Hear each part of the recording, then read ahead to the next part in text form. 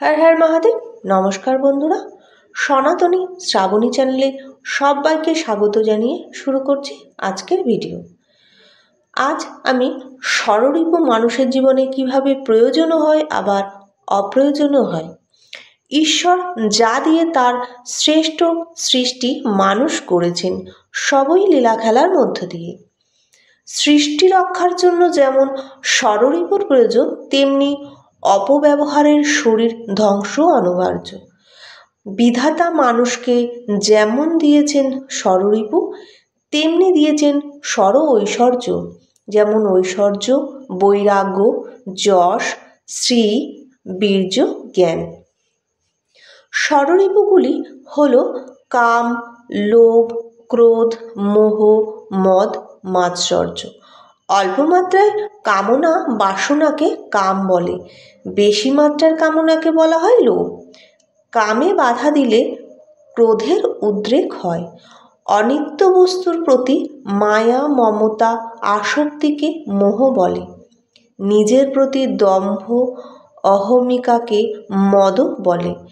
পরের প্রতি অহংকার, অসংযমকে মাৎসর্য বলে। ঈশ্বর মানুষকে ষড়রিপু দিয়েছেন ধর্ম রক্ষার জন্য।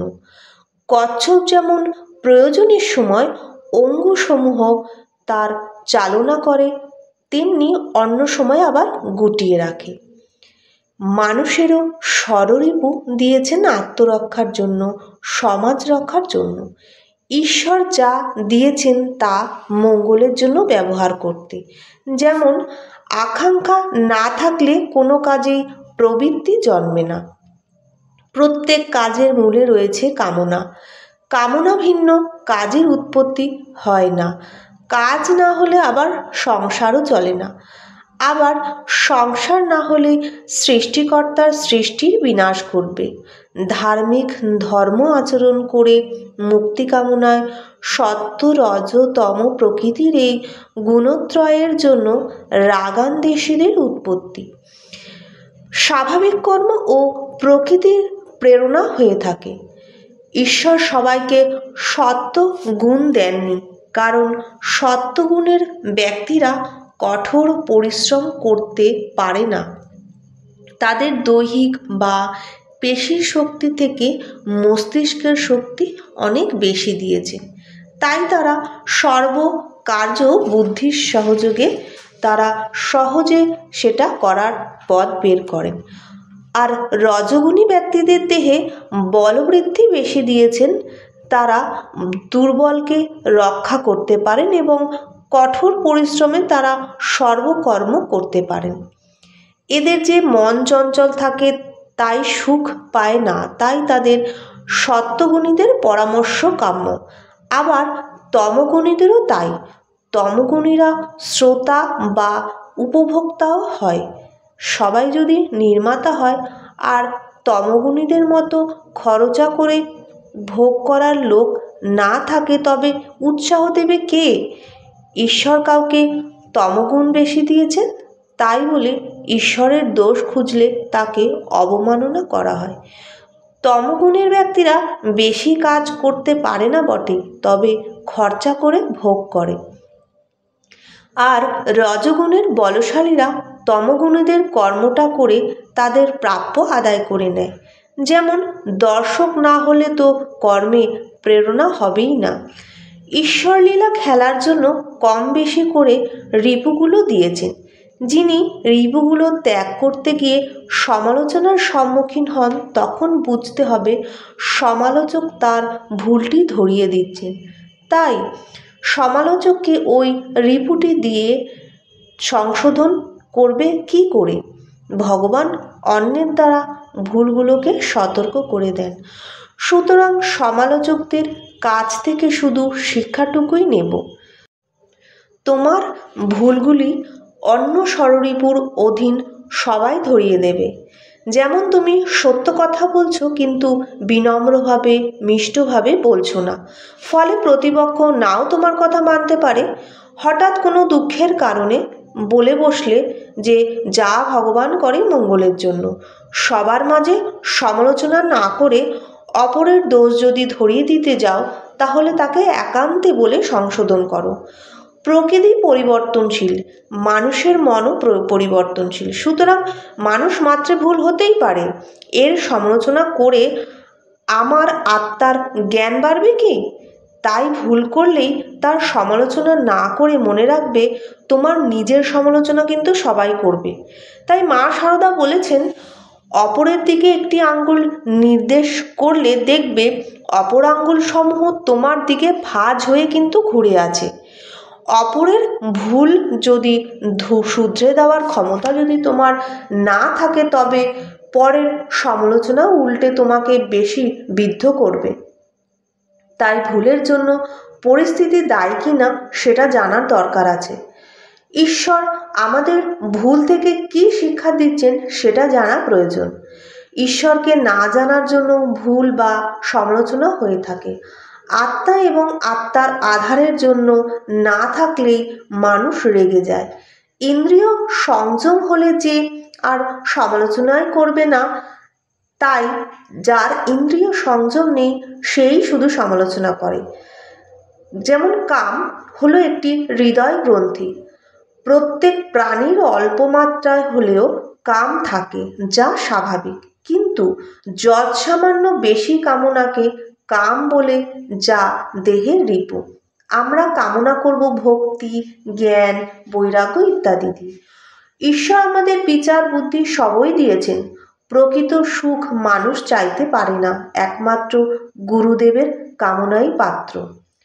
আর লোভ, বেশি মাত্রার কামনাকে লোভ বলে। লোভের শেষ কোথায় তাহলে? আগুনের লেলিহান শিখা যেমন সর্বগ্রাসী না হওয়া পর্যন্ত শান্ত হয় না, তেমনি মানুষের মধ্যেকার লোভ আর সর্বনাশেরও শেষ না হওয়া পর্যন্তই চলবে। সেই ক্রোধকে বশীভূত করতে বুদ্ধি এবং বিবেক সাহায্য নিতে হয়। সদ্গুরুর নিকট যেতে হয়, সরল সোজা পথে চলতে হয়। বাঁকা পথে চললে এদের মুক্তি কোনো ঈশ্বরই করতে পারবে না। বাঁকা পথ থেকে সোজা পথে আনার জন্য মহাত্মার প্রয়োজন হয়। তমগুণে আচ্ছন্ন ব্যক্তিকে যদি কর্ম উদ্যোগের জন্য সামান্য লোভ দেখানো যায়, তবে লোভের রজগুণ বৃদ্ধি পাবে। তমগুণীদের একেবারে সত্যগুণীতে নিয়ে যাওয়া সহজ নয়। যেমন শিশুদের পোলিও খাওয়াতে স্বাভাবিকভাবে যত লোক যাবে, তার থেকে অনেক বেশি লোক যাবে যদি বলা হয় পোলিও খাওয়ানোর সময় শিশুদের বেলুন বল দেওয়া হবে। সুতরাং ভালো কাজের জন্য সামান্য লোভ কখনো কখনো প্রয়োজন হয়। আমরা যেমন তীর্থে যাওয়ার লোভ করতে পারি, ঈশ্বরের আংশিক নয়, পূর্ণ মাত্রায় পাওয়ার লোভ থাকাই সব থেকে শ্রেয়। ক্রোধ, আত্মরক্ষার জন্য এই ক্রোধ চাই, অন্যায়ের বিরুদ্ধে ক্রোধ চাই। তমগুণী ব্যক্তিদের সাত্ত্বিক কর্মী করে তুলতে, নিজের ভিতরের আগুনকে প্রজ্বলিত করতে ক্রোধ চাই। প্রকৃতির মায়ার বন্ধনের বিরুদ্ধে ক্রোধ দেখাও, তমগুণকে বিনাশ করতে ক্রোধ দেখাও। মোহ, মায়া, মমতা সব থাকবে গুরু বা ঈশ্বরের প্রতি। অনিত্য বস্তুর প্রতি মোহ স্থায়ী হয় না, তাই মায়ায় বেশি জড়ানো কখনোই ভালো না। বছর 50 এর বেশি হলে সংসারের মায়া 50% সন্তানের উপর দিতে হয়। বয়স 75 এর বেশি হলে সব মায়া ত্যাগ করে সন্ন্যাস রূপে থাকাই ভালো। সেখানে থাকবে না কোনো মায়ার সম্পর্ক, থাকবে শুধু শুদ্ধ বুদ্ধি মুক্ত স্বরূপ হয়ে। আর নিত্য বস্তুতে মায়া থাকবে সর্বক্ষণ, যেমন ঈশ্বর।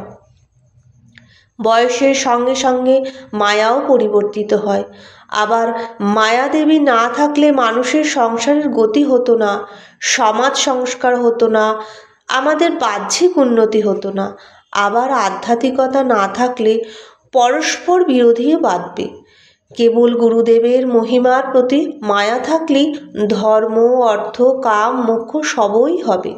মায়াদেবীকে ত্যাগ করা মানে নিজের অহংভাব ত্যাগ করা। মদ, অহমিকা কোনো ভালো কাজ করার জন্য পাকা অহংভাব থাকলে ন দোষায়।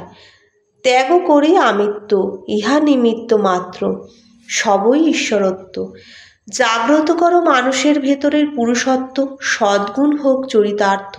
সদিচ্ছা এবং ঈশ্বরের কৃপা থাকলে তবেই কার্যটি সম্পূর্ণ হবে।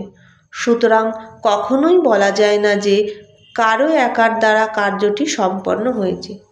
এটি আমিত্বের পরিচয়। আমার বাড়ি না বলে বলা ভালো আমাদের বাড়ি। আমার না বলে ভাবতে হবে সবই ঈশ্বরের, সেটাও ঈশ্বরের কৃপা। কাঁচা আমি ত্যাগ করে পাকা আমি হলে তা সবে মন শুদ্ধ। শিষ্যের অহংকার আছে কিনা তা পরীক্ষার জন্য কখনো কখনো গুরুকে অহংকারী সাজতে হয়। ধার্মিক ব্যক্তিদের রোগ ব্যাধি বিপদ আপদ হয়, কারণ এগুলো না থাকলে তিনি নিজেকে ভগবান ভাববেন। ভগবান দর্পহারী, তাই ভগবান যা করেন সব মঙ্গলের জন্য। ইন্দ্রিয়ের চাহিদাকে সংযত করে আত্মার চাহিদাকে জাগ্রত করা দরকার। নিজের ধর্ম সবচেয়ে শ্রেয়, এই কথাটার মধ্যে অহমিকা বিরাজ করছে। দয়াল ঠাকুর সর্বধর্মেই শ্রেষ্ঠ সম্মান দিতে বলেছেন। আমরা কত কারণে অহমিকা করে প্রতিনিয়ত নিজের ইচ্ছাতে আমি জন্মাতে পারিনি। আমরা অপরের সাহায্য ছাড়া চলতে পারি না। যার নুন খাই তার গুণ গাই না। আগামীকাল কি হবে তা বলতে পারি না। গুরু বিনা মায়ামুক্ত হতে পারি না, অর্থাৎ মোক্ষ লাভ হয় না। বিধাতার কৃপা ছাড়া নিজের ইচ্ছাতে কখনোই সুসন্তান পাই না। আমরা নিজেদের দেহের বাল্য অবস্থা যৌবন অবস্থা ধরে রাখতে পারি না, অর্থাৎ যে বস্তুর উপর আমার কোনো নিয়ন্ত্রণই নেই সেই বস্তু আমার কি করে হয়। অথচ অহমিকায় সব কিছু আমার বলে থাকি। মাৎসর্য হলো এটি অহংকারের প্রকাশ, এটা ইন্দ্রিয়ের কাজ। নরেন্দ্রনাথ যদি বিবেকের আনন্দ দিতে পারে তবে আমরা চেষ্টা করব না কেন? সে উত্তম, আমি অধম থাকব কেন? নিজের ভিতরে যে ঈশ্বর আছে তার খোঁজই নিই না কেন? ঐতিহাসিক যুগ থেকে আমরা দেখেছি রাম রাবণের যুদ্ধ বা কংসের বিরুদ্ধে কৃষ্ণের যুদ্ধ, অর্থাৎ ধর্মরক্ষার্থে আততায়ী বোধে না দোষায়। ষড়রিপু না থাকলে কোনো বলে ধর্মরক্ষা পেত না। জাদুমন্ত্র শক্তি তো সাধারণের নেই, তাই মানব দেহের রিপুগুলোকে পুরো ছেঁটে ফেলতে বলেনি, শুধু ইন্দ্রিয়গুলোকে যেন আমাদের বশে থাকে, আমরা যেন ইন্দ্রিয়ের দাস না হই। আশা করছি এই ভিডিওটি থেকে আপনারা ষড়রিপুর ব্যাপারে কিছু জানতে পেরেছেন, তাই আপনারা অবশ্যই কমেন্টের মাধ্যমে জানান এবং ভিডিওটি ভালো লাগলে সাবস্ক্রাইব করে পাশে থাকার অনুরোধ করছি।